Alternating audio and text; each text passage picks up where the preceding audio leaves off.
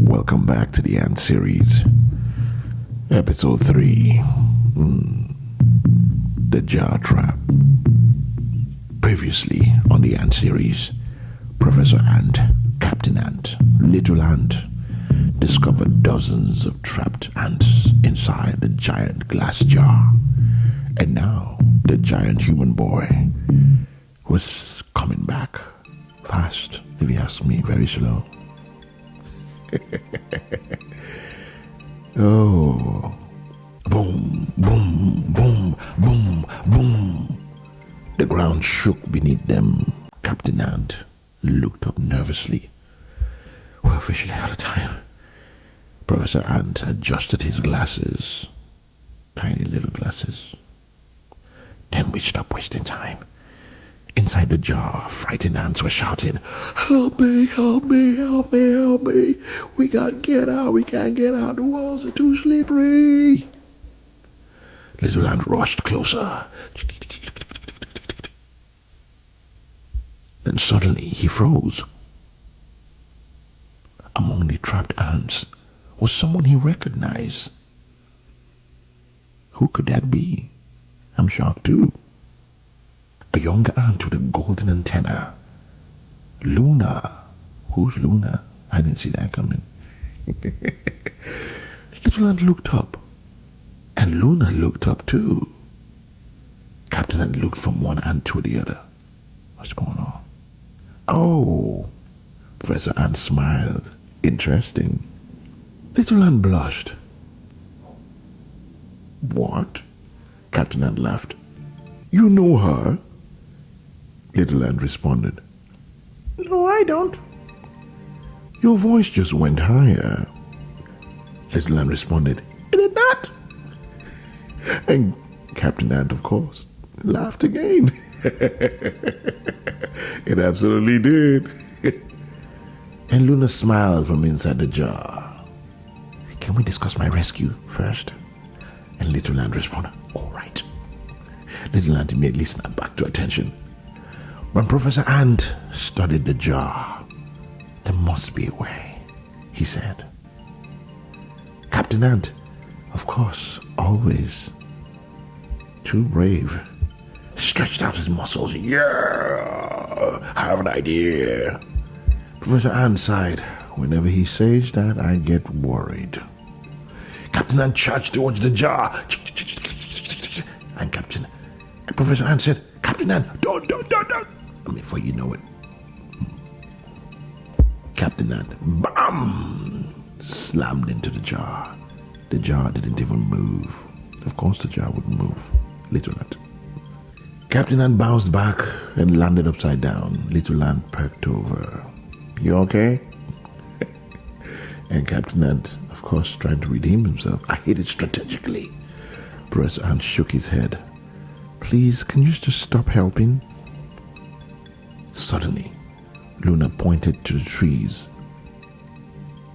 Wait, everyone looked.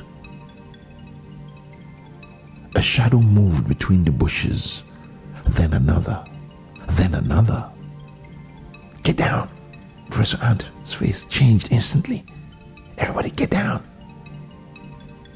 The others ducked, and suddenly out of the bushes, a little line of black ants emerged from the darkness. Hundreds of them, matching in formation, silent, disciplined.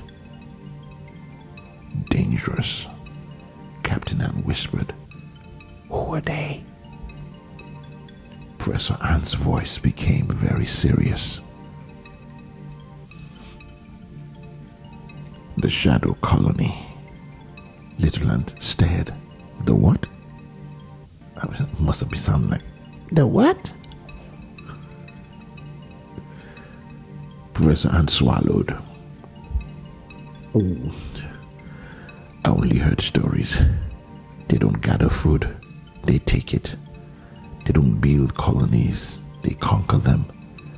The black ants surrounded the jar. Their leader stepped forward. A scar ran across one antenna, and one eye was missing. Like one-eyed Jack or something. His name was General Venom, and everybody knew it. Even the trapped ants were silent. General Venom smiled, a smile that made everyone uncomfortable. Well, what do we have here? The general said. Captain Ant stepped forward. Leave these ants alone, Professor Ant whispered. Captain? But Captain Ant was backing down. General Venom laughed. You are brave. Then his face hardened. Brave ants usually become dead ants. The general responded. The shadow colony soldiers moved closer. Little Ant's heart raced. Luna looked terrified. Professor Ant realized something important, something nobody else had noticed. The jar wasn't a trap for the ants. The boy hadn't trapped them. The bread trail hadn't trapped them. The shadow colony had. Professor Ant gasped. Oh no. Little Ant looked at him. What? Professor Ant pointed. The bread. Everyone looked. The bread pieces weren't random. They formed symbols, directions, markers. The shadow colony had arranged everything. The trapped ants were bait. Captain Ant frowned. Bait for what? General Venom's smile widened. For you. Silence. Little Ant felt cold. General Venom slowly walked closer. We've been watching the three of you, Professor Ant, Captain Ant, Little Ant, staring at the three ants. The three friends exchanged nervous looks. The general continued, You think you're ordinary ants? You think this is about food? The general laughed.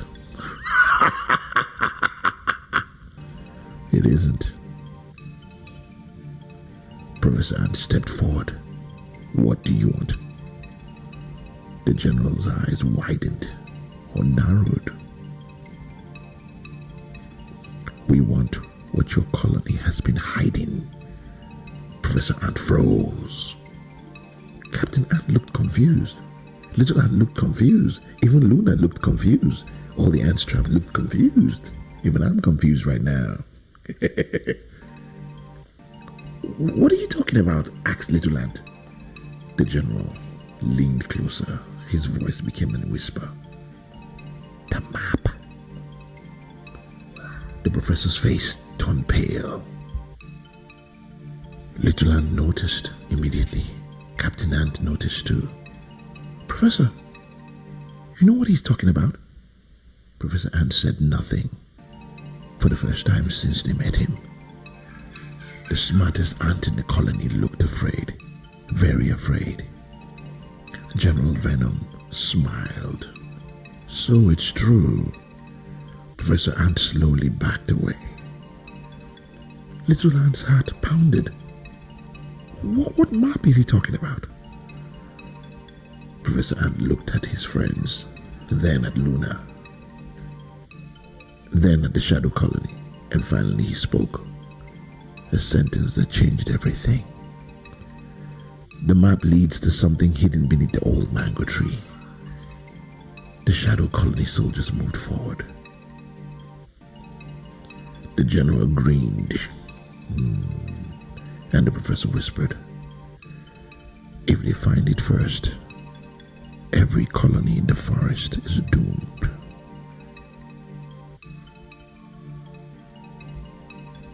Little Ant responded, What do we do? The professor, to be continued.